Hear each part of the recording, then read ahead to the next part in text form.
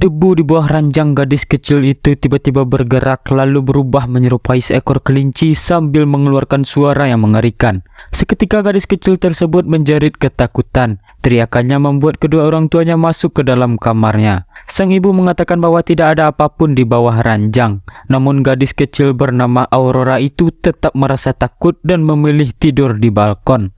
Kebetulan pada saat itu sebuah bintang jatuh melintas di langit. Aurora pun berharap agar ada seseorang yang dapat menolongnya mengusir monster imajinasinya.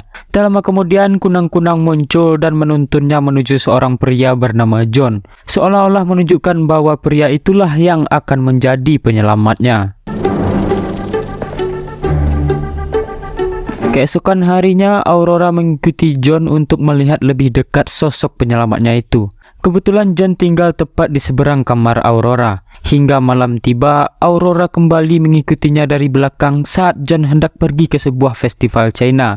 Merasa curiga, John sempat menoleh ke belakang, namun Aurora dengan sigap segera bersembunyi.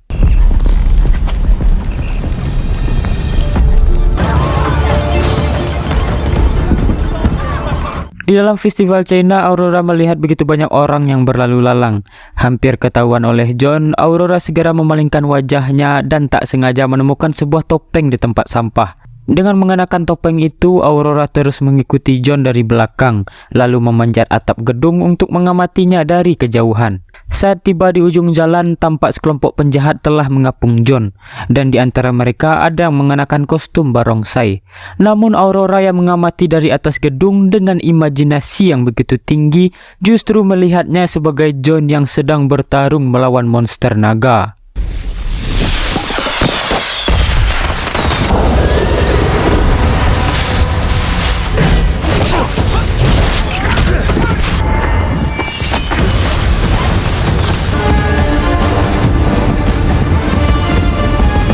Setelah kejadian itu, John kembali ke apartemennya dan masih diikuti oleh Aurora dari belakang. Saat hendak keluar dari lift, darah John tanpa sengaja menetes ke lantai dan ia segera menyapunya dengan kaki. Disinilah kita baru mengetahui bahwa John adalah seorang pembunuh profesional yang sangat berhati-hati dan mahir menyembunyikan jejaknya. Setelah John masuk ke kamarnya, terungkap bahwa sejak tadi ia sudah menyadari bahwa Aurora mengikutinya dari belakang. Namun karena yang mengikutinya hanyalah seorang gadis kecil, John menganggap hal itu bukanlah ancaman serius. Di dalam kamar, Aurora terus diliputi firasat buruk tentang monster yang ada di bawah kasurnya. Ayahnya berusaha menenangkannya dan mengatakan bahwa monster imajinasinya hanyalah ketakutan Aurora yang berlebihan. Hingga saat kedua orang tuanya keluar dari kamar, hal buruk pun terjadi.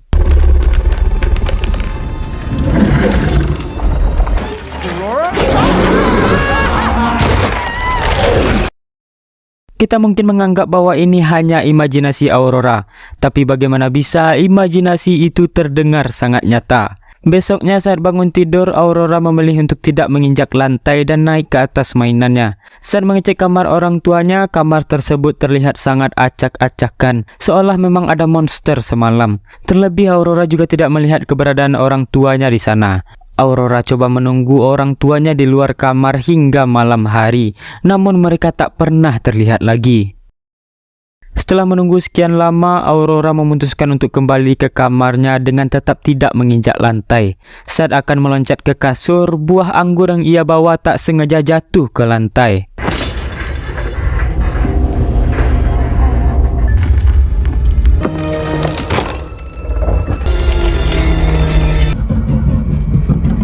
Aurora mencoba menutup lubang itu dengan selimutnya, namun selimut itu malah ditelan oleh lubang tersebut dan tak lama kemudian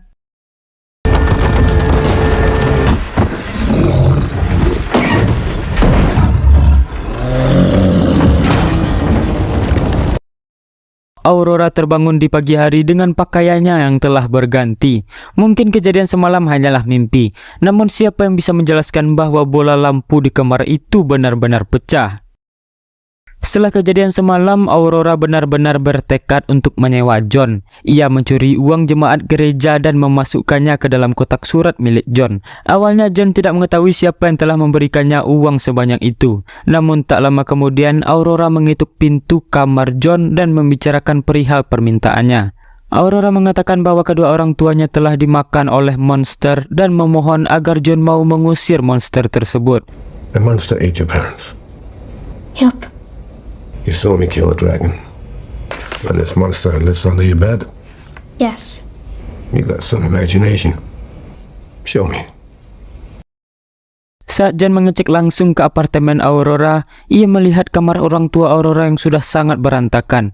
Di sana John juga menemukan selongsong peluru serta bekas goresan pada lemari.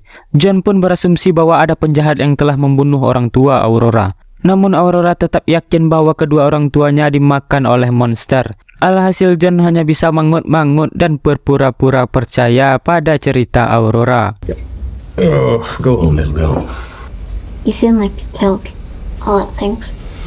Keesokan harinya, John menemui seorang wanita yang kita sebut saja Lauren. Ia adalah sosok di balik layar yang selama ini memberikan misi kepada John sebagai pembunuh profesional.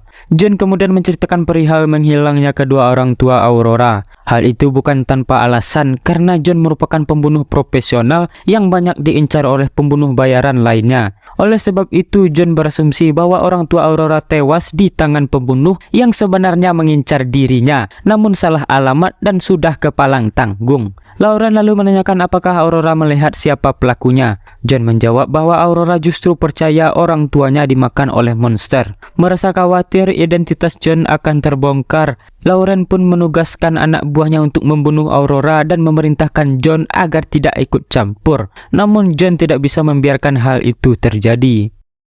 Saat malam hari, John yang merasa para pembunuh lain akan segera datang, langsung masuk ke apartemen Aurora dan menyuruhnya bersembunyi di dalam lemari. Sementara itu, John memanjat ke langit-langit dan bersiap menunggu kedatangan suruhan Lauren tersebut.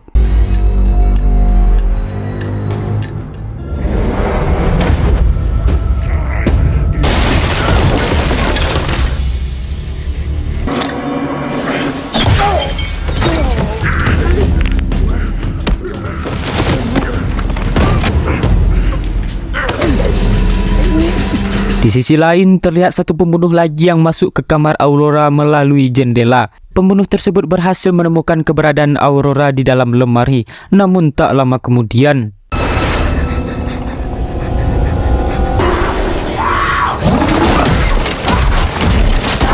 entah monster itu nyata atau tidak, yang jelas setelah itu John segera menghampiri Aurora dan menanyakan di mana pembunuh yang satu lagi.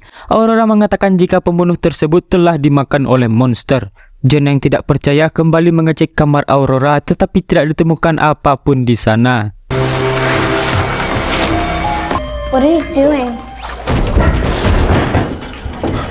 Can I watch?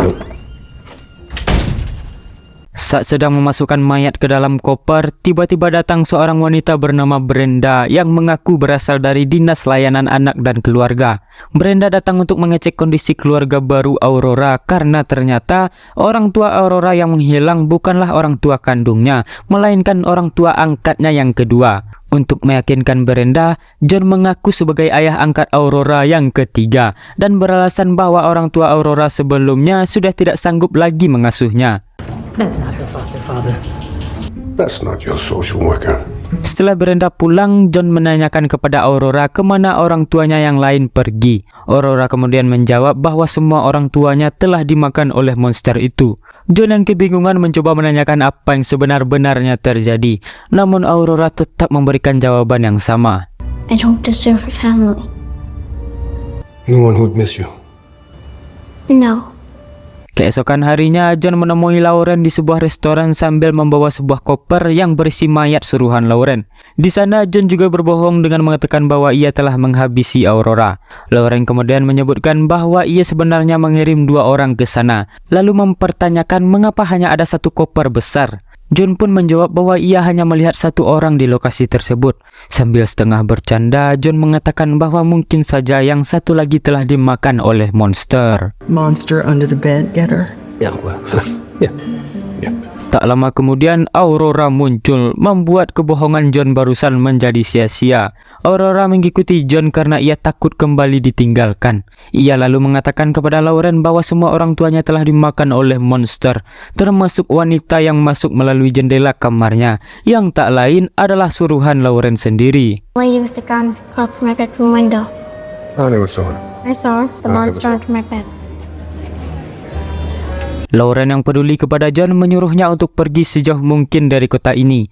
Ia takut para pembunuh telah mengetahui lokasi John yang membuat keselamatannya terancam hanya karena melindungi gadis kecil yang baru ia kenal. Leave now.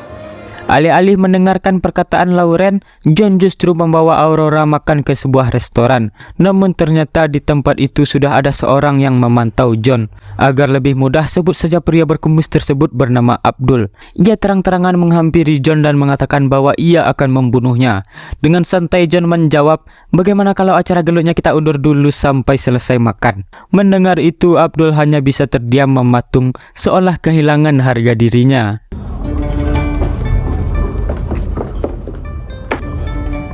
You can just ignore him. Abdul kemudian mengancam John dan mengatakan jika semua pemburu sudah siap untuk membunuhnya. Lalu setelah itu Abdul keluar dari restoran tersebut.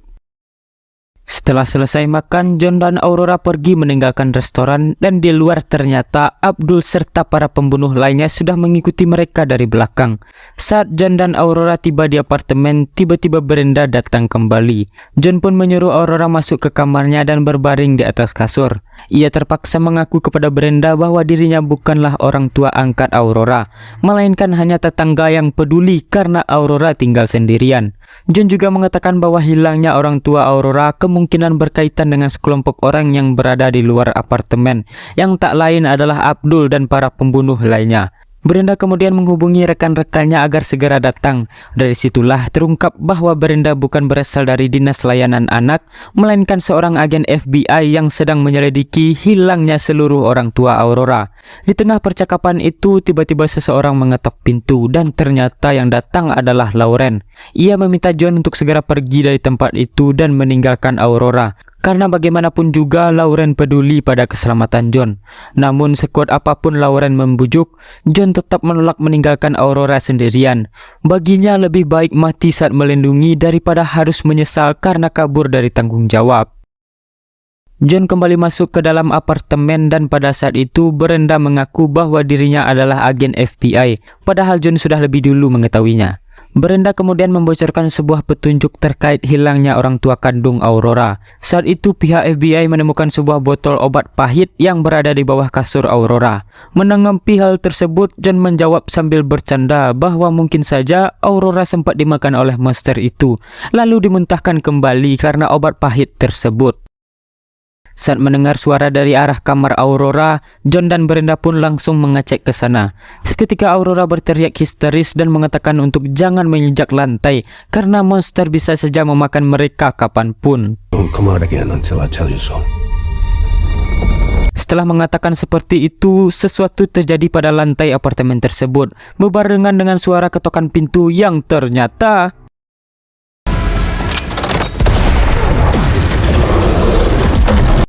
Brenda yang tak sadarkan diri langsung diseret oleh John ke dalam kamar mandi. Namun untungnya peluru itu tidak menewaskan Brenda sebab ia menggunakan rompi anti peluru. John mencoba mengambil pistol milik Brenda, namun sayangnya ia keburu sadar. Di sisi lain terlihat Abdul dan kawanannya sedang adu tembak dengan dua agen FBI yang sebelumnya dihubungi oleh Brenda.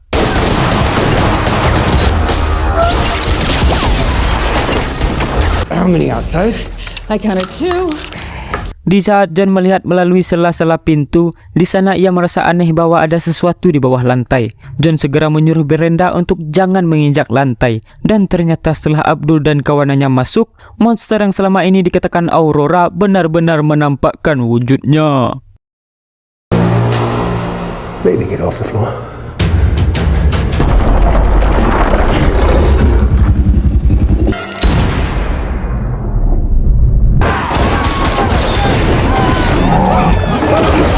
Mendengar kekacauan itu, John segera mencari obat pahit yang sebelumnya dikatakan oleh Brenda untuk berjaga-jaga jika monster itu memakannya.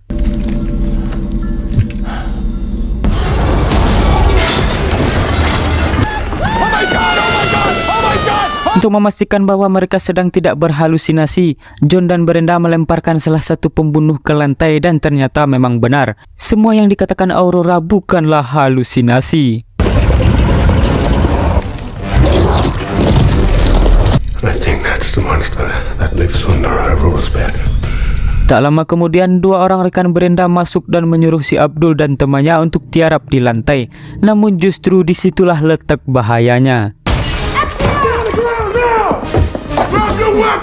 Professional. Please, can we leave? Time to go. We gotta go. Let's go. Take me off the floor. Brenda segera menyuruh rekannya untuk keluar dari apartemen tersebut. Namun tak lama kemudian, tersisalah John yang masih berada di dalam kamar mandi. Ia langsung menuju ke kamar Aurora untuk membawanya kabur melalui jendela. Namun naasnya monster itu kembali muncul dan menelan John hidup-hidup.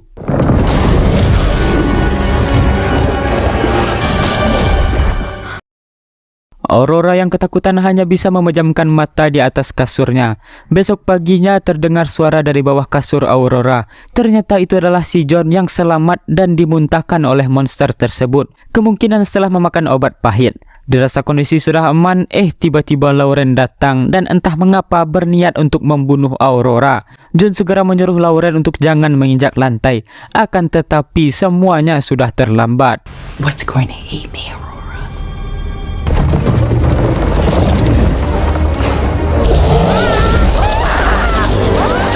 John dan Aurora mencoba kabur lewat jendela, namun hal tak terduga pun terjadi.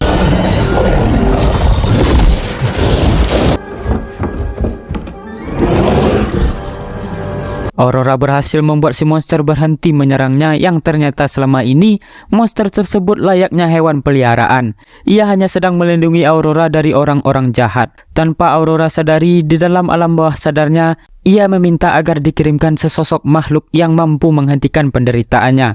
Dan sosok itu adalah Das Bunny, monster kelinci debu yang muncul dari bawah lantai kamarnya. Terakhir mereka pun pergi ke kota lain untuk memulai kehidupan yang baru.